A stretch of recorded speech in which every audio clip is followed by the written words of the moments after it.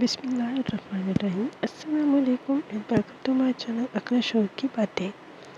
میری ویڈیو کو انت تک لازمی دیکھیے گا۔ ویڈیو کو لائک، چینل کو سبسکرائب کر دیجیے، بیل آئیکن کو پریس کر دیجیے تاکہ میری آنے والی ویڈیوز کا نوٹیفیکیشن آپ کو مل سکے۔ ایک مرتبہ حضرت موسیٰ علیہ السلام نے اللہ تعالیٰ سے عرض کیا، میرا جنت کا ساتھی کون ہے؟ تو اللہ تعالیٰ نے فرمایا، فلاں کا صحیح۔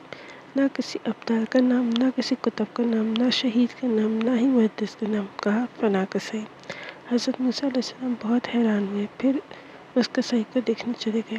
قصائی بازار میں بیٹھا گوشت بیچ رہا تھا۔ شام ڈھلی، اس قصائی نے دکان بند کی، ایک گوشت کے ٹکڑے کو تھیلے میں ڈالا اور گھر چل دیا۔ حضرت موسیٰ علیہ السلام بھی ساتھ ہو گئے، کہنے لگے، بھائی تیرے ساتھ چلوں گا۔ اس کو نہیں بتایا کہ موسیٰ علیہ السلام ہے۔ وہ کہنے لگا، آ جاؤ۔ گھر گئے، اس نے بوٹیاں بنا کر سالن چڑھایا، آٹا گوندھا، روٹی پکائی، سالن تیار کیا۔ پھر ایک بڑھیا تھی، اسے اٹھا کر کندھے کا سہارا دیا، سیدھے ہاتھ سے لقمے بنا بنا کر اسے کھلائے، اس کا منہ صاف کیا، پھر اسے لٹایا۔ وہ کچھ بولی اور بڑبڑائی۔ موسیٰ علیہ السلام نے پوچھا، یہ کون ہے؟ اس نے کہا، میری ماں۔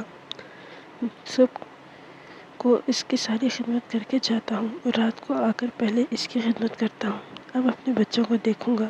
موسیٰ علیہ السلام نے فرمایا، یہ کچھ کہہ رہی تھی؟ کہا، ہاں جی، روز کہتی ہے۔ عجیب بات ہے، میں روز اس کی خدمت کرتا ہوں اور یہ روز کہتی ہے، اللہ تعالیٰ تجھے موسیٰ علیہ السلام کا ساتھی بنائے، اور موسیٰ علیہ السلام کا ساتھی بہت اللہ کے نبی ہیں اور میں قصائی۔